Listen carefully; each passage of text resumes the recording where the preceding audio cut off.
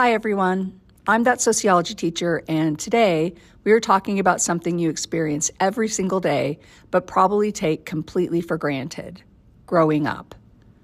In sociology, we look at the life course, the biological and social stages a person passes through from birth to death. Now, biologically, your body changes as you get older. But sociologically, how we experience those ages is completely organized by our society. We break human experience into four main blocks: childhood, adolescence, adulthood, and old age. We study this in sociology because it proves that the timeline of your life isn't just nature, it's culture. Let's start with childhood. Today, we defend the idea of childhood as a sacred time of innocence, play, and freedom from adult worries. But here's the sociological plot twist. This idea is grounded in culture, not biology. Centuries ago, childhood didn't really exist. As soon as kids were physically able, they wore adult clothes and worked right alongside adults in fields or factories. We actually invented our modern view of childhood because of economic changes like the Industrial Revolution and new laws that required school instead of factory work. But childhood is changing again. Because of shifts in the modern family, like dual income households or higher divorce rates, kids face new pressures. Sociologist David Elkin calls this hurried child syndrome. We are pushing kids to grow up too fast. Think of elementary schoolers with packed schedules of competitive sports, advanced tutoring, and the social media pressure to look and act like teenagers before they even hit middle school. They are taking on adult-like stress before they're ready. Next up is adolescence, the bridge between childhood and adulthood. We often think of teenage angst as pure hormones, but sociology shows that adolescence varies wildly depending on your social background. If you come from an affluent upper-middle-class family, your adolescence is usually extended. You have the luxury of time to focus on school, hobbies, and finding yourself because your parents financially support you. But for a teenager from a low-income family, adolescence might be cut incredibly short.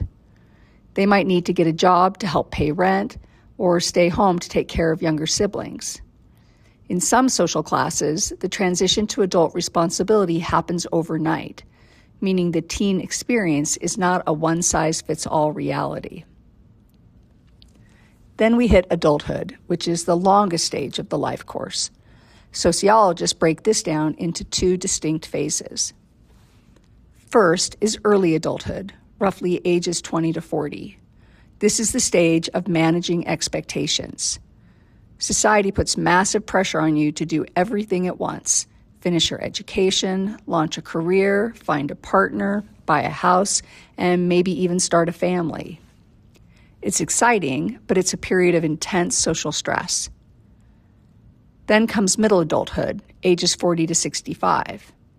This is usually a time of greater stability, but it brings a unique social challenge. This is where people often become part of the sandwich generation. These are adults who find themselves simultaneously taking care of their own growing teenagers and their aging elderly parents. It's a massive juggling act of caretaking roles.